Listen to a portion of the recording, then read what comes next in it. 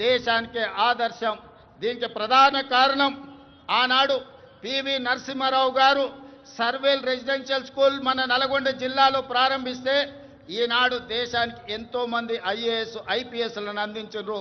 మన తెలంగాణ రాష్ట్ర chief secretary గారు ఆనాటి పివి నరసింహారావు గారు ప్రారంభించిన సర్వేల్ రెసిడెన్షియల్ స్కూల్ నుంచే అక్కడి విద్యార్థి.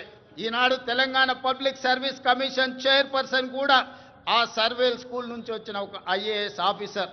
అందుకే ఈనాడు మన దేశ భవిష్యత్తు తరగతి గదుల్లో ఉందని ఏదైతే భావిస్తున్నామో అందుకే ఈరోజు అద్భుతమైన మౌలిక వసతులతోని ఇంటిగ్రేటెడ్ రెసిడెన్షియల్ స్కూల్స్ని ఈరోజు ప్రారంభించుకోవడం ద్వారా ఈ దేశానికి అవసరమైన డాక్టర్లను, లాయర్లను, ఇంజనీర్లను, ఐఏఎస్లను, ఐపీఎస్లను, ఇతర ఉన్నతాధికారులను ఈరోజు మనం ఈ దేశానికి అందించడానికి ఒక బృహత్తర కార్యక్రమాన్ని తీసుకున్నాం.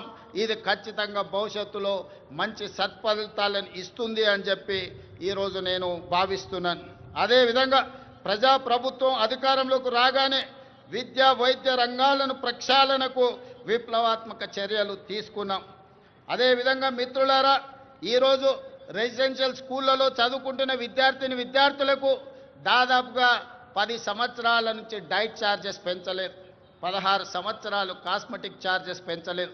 అందుకే ప్రజాప్రభుత్వం రెసిడెన్షియల్ స్కూల్లో చదువుకుంటున్న పిల్లలకు 40% డైట్ ఛార్జెస్ పెంచడమే కాదు 200% కాస్మెటిక్ ఛార్జెస్ పెంచడం ద్వారా గ్రామీణ ప్రాంతాల నుంచి వచ్చిన తండాలలో, గూడాలలో, మారుమూల పల్లెల్లో పేద కుటుంబాల నుంచి విద్యార్థులు రెసిడెన్షియల్ స్కూల్లో చదువుకుంటున్న వాళ్లకు తల్లిదండ్రుల మీద ఆధారపడకుండా ఈనాడు 200% కాస్మెటిక్ ఛార్జెస్ పెంచడం ద్వారా ప్రతి నెల వాళ్ళకు విధిగా అందించే విధంగా ఈనాడు ప్రభుత్వం చర్యలు చేపట్టి ఆ విద్యార్థులు ఆత్మగౌరవంతో చదువుకునే విధంగా ఈరోజు ప్రభుత్వం చర్యలు చేపట్టిందని చెప్పడానికి నేను ఆనందిస్తున్నాను మిత్రులారా.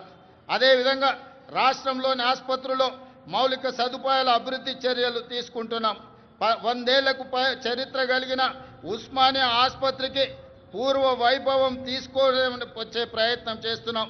అందుకే 30 ఎకరాలలో గోష మహల్లో 2700 కోట్ల రూపాయలతోని నూతన ఉస్మానియా ఆసుపత్రి భవనాన్ని నిర్మించడమే కాకుండా ఈనాడు సనత్ నగర్లో, అల్వార్లో, ఎల్బీ నగర్లో, అదేవిధంగా వరంగల్లో ఉన్న పనులు ప్రారంభమై ఆగిపోయిన పెద్ద ప్రభుత్వ ఆసుపత్రులను పూర్తి చేయడానికి ఈరోజు ప్రభుత్వం చర్యలకు ఉపక్రమించింది.